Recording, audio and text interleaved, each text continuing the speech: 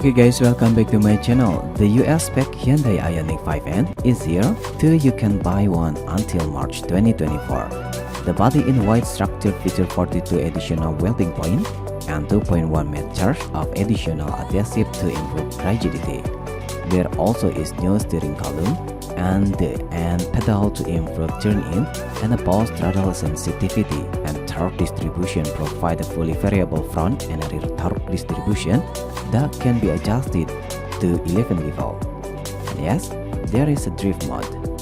There is now a 82 kWh battery pack with a new front and rear motors.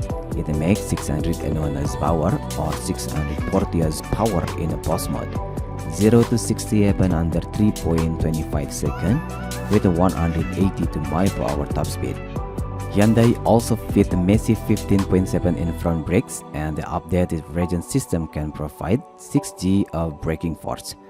An N-Race mode allows driver to choose between endurance and sprint setting, while the N-Easive and N-Active Zone Plus simulate the 8-speed dual-clutch transmission by controlling motor torque output and simulating the jolt you get when shifting gears.